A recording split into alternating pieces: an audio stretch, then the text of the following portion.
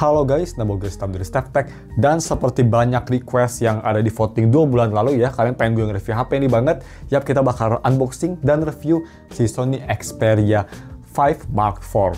Ini highly requested dan kenapa gue agak kurang mau review karena sinyalnya itu dan harganya masih lumayan mahal. Sekarang juga masih cukup awet banget harganya, tapi at least udah nggak mahal banget. Dan ini gue belinya tuh yang varian ada dua, yang WiFi only dan ada yang sinyal. Tapi sinyalnya nggak permanen ya, dan harganya tuh di segini, di sekitar 4,5 juta untuk yang sinyal. Itu bisa didiskonin pakai Shopee atau Tokopedia, bisa sampai 4,3an lah. Jadi segituan. Untuk yang WiFi only itu sekitar 4,1 jutaan dengan diskon. Jadi kalau misalnya kalian mau beli HP ini, gue bakal taruh linknya ada di deskripsi. Untuk spek singkatnya kita taruh sini seperti biasa, bisa di post, tapi untuk lebih depannya dia pakai Snapdragon 8 Gen 1. Yap, itu masih yang panas ya by the way, OLED 6.1 inch 120Hz display, Gorilla Glass Victus UFS 3.x, for some reason USB Type-C 3.2, dan dia punya baterai sebesar 5000 mAh baterai yang lumayan besar dan bisa wireless dan reverse wireless charging. Jadi sambil kita unboxing, gue mau bakal bahas kenapa gue agak ragu nge-review HP ini, karena harganya lumayan mahal untuk 5 Jepang dan sinyalnya nggak pasti, dan juga dia chipsetnya chipset panas ya. Memang nggak separah sama Xperia 5 Mark III yang pernah gue review. Itu HP pakai Snapdragon 888, jadi super duper panas banget ya. Di sini pakai Snapdragon 8 Gen 1 yang memang nggak sepanas 888, tapi karena dia masih dibuat sama Samsung, jadi masih panas banget juga sih. Ini gue pernah review yang pakai 8 Gen 1 tuh apa ya, gue lupa lagi, dan itu panas banget. Jadi Agent 1 tuh yang Agent 1-nya biasa masih panas, tapi Agent 1 Plus itu udah lebih nggak panas. Tapi ini masih panas. Ya semoga panasnya di sini nggak kayak pas di Xperia 5 Mark III ya. Kalau misalkan kalian ingat tuh video itu atau belum nonton, itu bisa gue taruh di deskripsi. Dan di video itu pretty much gue bilang tuh di Xperia 5 Mark III, saking cepet panasnya, kalian navigasi di HP-nya aja gitu, navigasi di OS, dia kepanasan sampai refresh-nya turun. Separah itu loh, karena kan 5 series tuh series yang compact ya. Jadi separah itu. Ya semoga at least untuk day to day untuk gak masalah ya. Gue juga bakal tes, yang pasti di video ini kita bakal tes main Wuthering Waves gimana. Gue expect sih bakal cepet panas. Di video yang Mark III juga itu cepet panas, padahal smooth banget, cuma cepet panas. RAM-nya, gue hampir lupa bilang, dia 8GB dan internal storage 128GB. Dan yang pastinya salah satu fitur favorit yang ada di Sony series, yaitu untuk buka SIM card-nya dia nggak usah pakai itu ya, nggak usah pakai colok-colokan SIM ejector, tinggal pakai kuku, bam, kalian bisa lihat nih. Nah, dan gue ini beli sinyalnya permanen, tapi yang tidak permanen, jadi bisa di blok kapan aja. Ini SD card, bisa kita lihat. Dan yang di belakang untuk si SIM-nya sendiri. Gue masukin dulu ya untuk SIM-nya.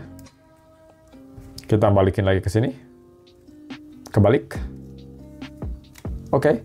Jadi ada micro SD card. Jadi buat kalian yang mau beli HP ini dan sinyalnya misal udah hilang setelah beberapa bulan, yang masih bisa pakai SD card buat naro-naro kayak foto-foto gitu. Ini bisa 4 juta, menurut gue cocok untuk HP fotografi juga, karena kameranya ini lumayan bagus ya, dia pakai Zeiss kayak si Vivo, dan kameranya juga cukup oke untuk kelas 4 jutaan. Itu salah satu selling point terbesar Sony kan.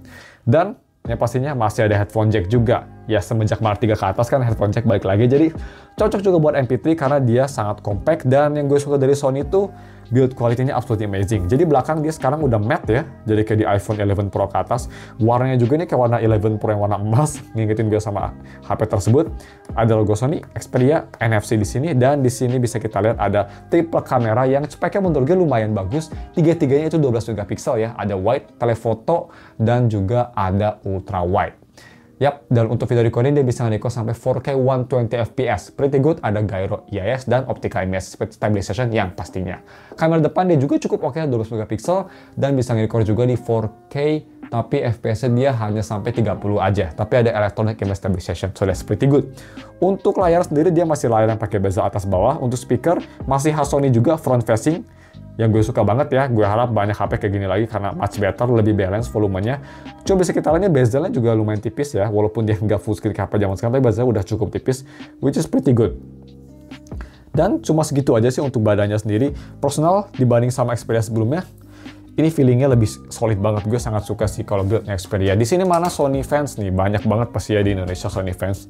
Oke, kita coba ukur, tebak-tebakan. Menurut gue kalau di tangan gue ini seberatnya kira-kira 150. Tebak, kita lihat apakah benar. Oh, ternyata lumayan berat, 172 gram. Ini nggak kerasa seberat itu loh. Jadi mungkin weight distributionnya is pretty good. Jadi kita langsung aja nyalain buatnya penasaran bagaimana boot up animation-nya. Ini pastinya gue suka juga nih, walaupun HP compact, tapi dia cukup panjang ya. Jadi mungkin buat tangan yang kecil agak kurang compact, tapi untuk tangan gue nih kanan kiri compact banget. Atas bawah juga masih oke, dan panjang kayak gitu, kayak gini tuh enaknya kalau misalnya kita kayak scrolling YouTube comments, Instagram, sosmed, yang pastinya bakal banyak infonya.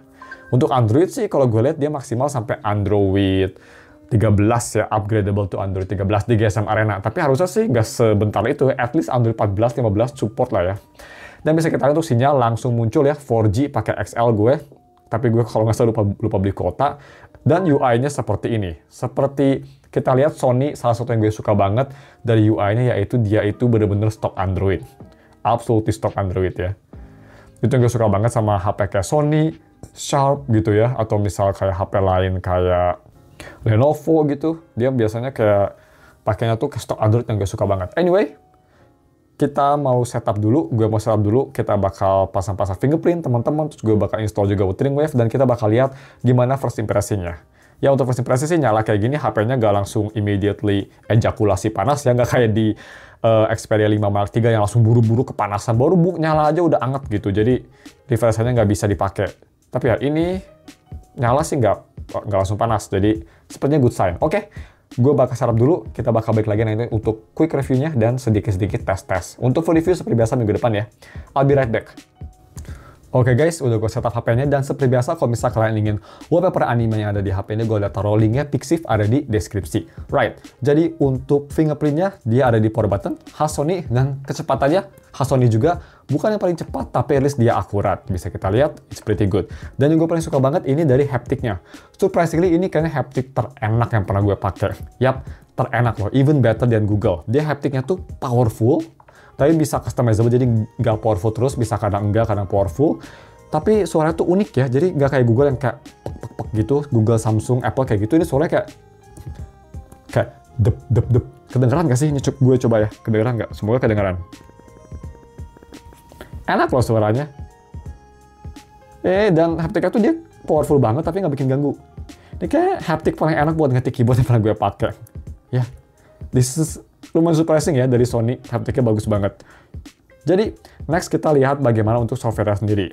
Untuk software, kalau misalnya kita ke setting dan scroll all the way to the bottom, kita ke sistem, di sini kita sudah ternyata udah sangat baru, sudah di Android 14, sudah di update paling baru Android 14 Mei 2024. Jadi, kalau nggak salah cuma sampai Android 14 ya, correct me if I'm wrong, 2 tahun dikasih sampai Android 14, sudah cukup oke lah ya, udah masih baru lah. Sekarang kan udah Android 15, tapi ya ini udah baru banget lah. Jadi nggak ada masalah. Jadi yang tadi gue bilang di GSM Arena Android 13 itu sih sepertinya outdated ya, salah aja.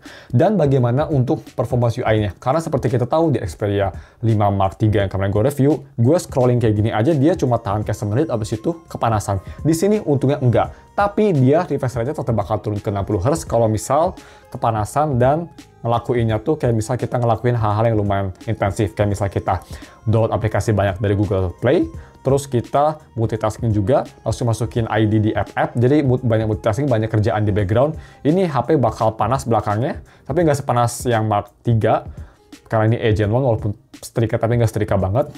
Dan performanya bakal sedikit turun, bakal sedikit nge-lag, jadi kayak HP 2 jutaan. Dan yang gue rasa juga, 2 jutaan baru maksud gue, dan yang gue ngerasa juga refresh-nya bakal turun. Jadi refresh-nya tetap bakal turun, karena dia masih setrika banget, tapi untuk day-to-day gini dia nggak bakal turun nggak kayak pas di Mark III. Jadi kalau misal kalian nggak heavy user lah ya, dia refresh rate-nya masih bisa stay di 120 Hz dan HP-nya juga nggak panas banget. Kayak tadi gue buka aplikasi gitu, ini nggak panas sama sekali. Kalau di 88 biasanya udah anget tanpa alasan. Nge-run 120 Hz udah anget kok di situ. Jadi ya, untungnya di sini no problemo, which is quite good.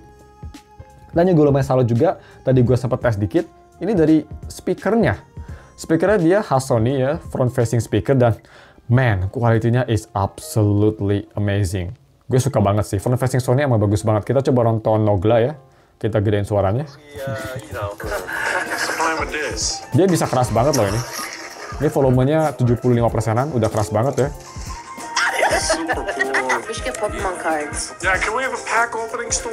Dan ini gue pakai Dolby Atmos atau Dolby Sound nyala. Kalau di Dolby Sound nyala tuh suara vokal lebih center, lebih clear, jadi lebih forward ya untuk si mid range-nya. Treble-nya ada tapi lebih di kanan kiri gitu. Kalau misalkan matiin itu lebih flat suara. Jadi Dolby Sound dimatiin itu lebih flat. Kalau ini lebih dynamic. Gue sih lebih suka nyalain Dolby Sound ya, lebih enak. Tapi ya, speaker ini enak dan karena dia kanan kirinya sama ya, bukan kayak di bawah gitu, jadi dia itu stabil gitu, nggak keras satu, atau misal kayak, biasanya kan kalau zaman sekarang tuh sama volumenya, cuma biasanya kiri lebih hancur, ini konsisten, itu yang gue suka. Yang gue harap juga semua smartphone bisa kayak gitu juga. Jadi speaker ini sih bagus banget, estetik banget lah. Sama dengan tadi yang gue bilang, untuk si build quality ini pretty much estetik banget juga, gue suka banget, speaker oke banget, performance ya untuk harga 3 jutaan, dia nggak cepet panas juga, udah oke lah, nggak kayak si sebelumnya. Jadi ya, cuma segitu aja dan kita mari langsung tes kamera sebelum kita masuk ke Wuthering Wave. Kamera kita langsung tes pakai ini nih, yang udah ada di sini, kamera Pro. Dan di sini kita bisa langsung video recording juga. Jadi ini lumayan rumit ya, untuk kameranya bisa kita lihat. Dia ada 3 kamera, ada 0.7 untuk ultrawide, nggak wide-wide banget sih, dan 2.5 telefoto, jadi lebih ngezoom dikit. Oke, kita langsung aja coba foto apa ya? Ya seperti biasa lah, kita coba foto ini buku, dan ini pakai default setting main kamera. Oke, kita retake lagi, for some reason stupid flashnya nyala. Kita matiin flashnya. Gue delete dulu file ini, move to bin, dan kita langsung tes lagi 1, 2, 3. Dan ini pakai ultrawide, by the way bisa pakai shutter button juga yang ada di sini. Ultrawide-nya ini.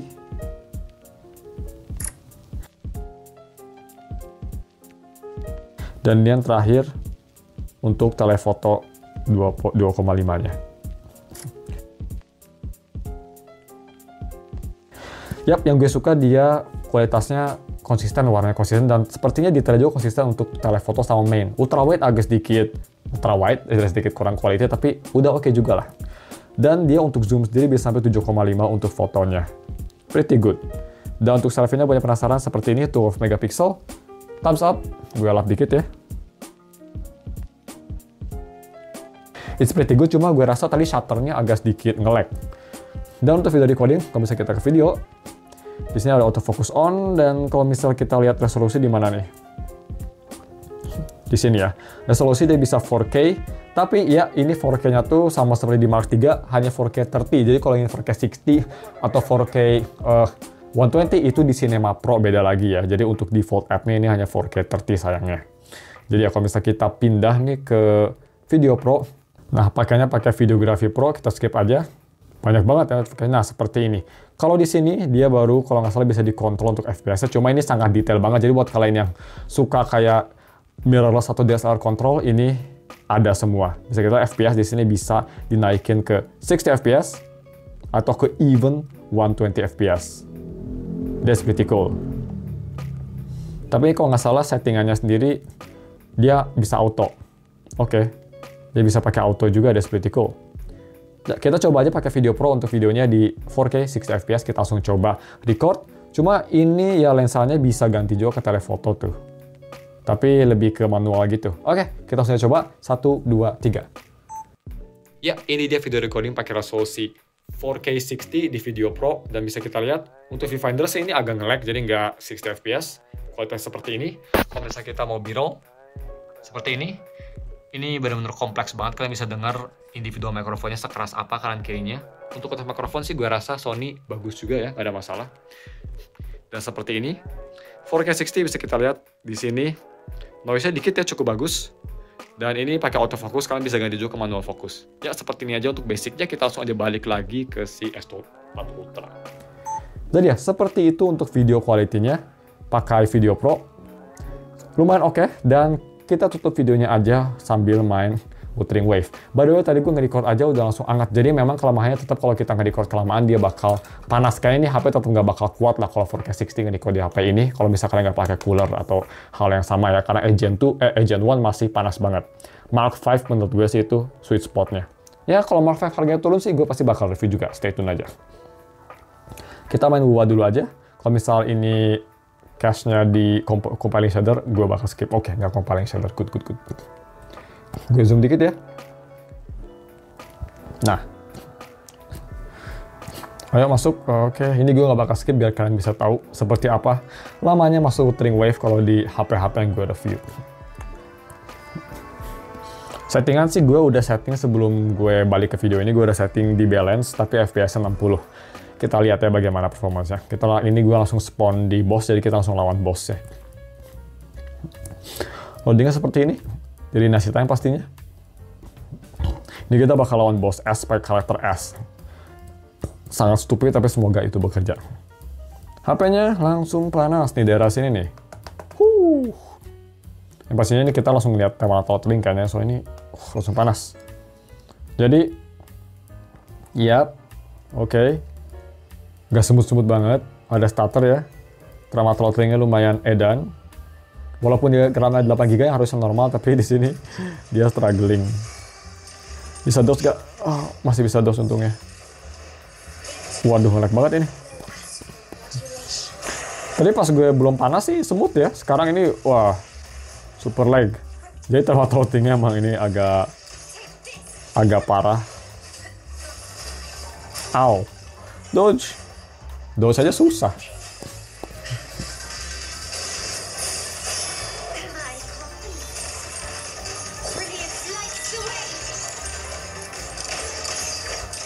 Ulti gimana kita lihat. Come on.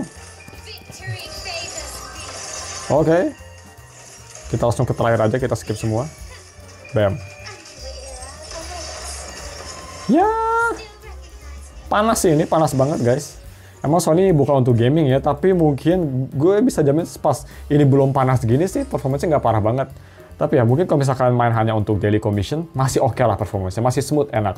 Cuma ya nggak bisa lama-lama ini HP langsung panas. Anyway, seperti itu performance shooting wave-nya. Kalau misal kita battle langsung kayak gitu. Jadi ya, mungkin cuma sekian untuk video unboxing dan sedikit first impression-nya. Full review seperti biasa bakal minggu depan. Kalau misalnya kalian mau beli barang ini, gue bakal taruh di deskripsi. Thanks for watching dan ketemu lagi minggu depan untuk video review dari si HP ini. See you next week.